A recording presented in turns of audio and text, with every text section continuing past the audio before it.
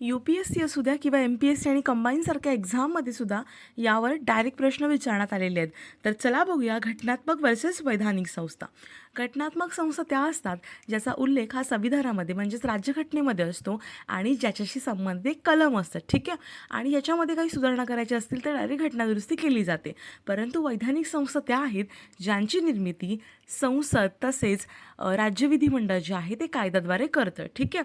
तर बघा कोणकोणते आहे तर घटनात्मक संस्थांमध्ये पहिलं आहे इलेक्शन कमिशन, मग आहे UPSC म्हणजेच केंद्रीय लोकसेवा आयोग, मग आहे राज्य लोकसेवा आयोग, वित्त आयोग, राष्ट्रीय अनुसूचित जाती आयोग, राष्ट्रीय अनुसूचित जमाती आयोग, राष्ट्रीय मागासवर्गीय आयोग. नंतर CAG आहे भारतीय महाधिवक्ता, राज्याचे महाधिवक्ता, भाषिक अल्पसंख्याक विशेष अधिकारी आणि वस्तू आणि सेवा कर परिषद, ठीक आहे. बघा वस्तू आणि सेवा कर परिषद आहे ना, ते प्लीज लक्षात घ्या कारण बाकीच्या संस्था लक्षात येतील परंतु याच्यामध्ये आपण कन्फ्यूज होतो. वैधानिक संस्थांमध्ये अनेक आहेत पण मी महत्त्वाच्या काही घेतलेल्या आहेत. राष्ट्रीय महिला आयोग, राष्ट्रीय मानवाधिकार आयोग, राष्ट्रीय अल्पसंख्याक आयोग, राष्ट्रीय बालहक्क संरक्षण आयोग, केंद्रीय प्रदूषण नियंत्रण मंडळ, राष्ट्रीय हरित न्यायाधिकरण, ठीक आहे.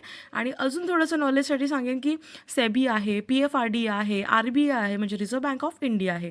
परंतु ज्या मी नमूद केलेल्या आहेत त्याचा एकदा स्क्रीनशॉट काढून घ्या किंवा व्हिडिओला सेव्ह करा. अशाच व्हिडिओसाठी चॅनलला सबस्क्राईब करा. व्हिडिओ आवडल्यास तर लाईक करा आणि शेअर करा. धन्यवाद.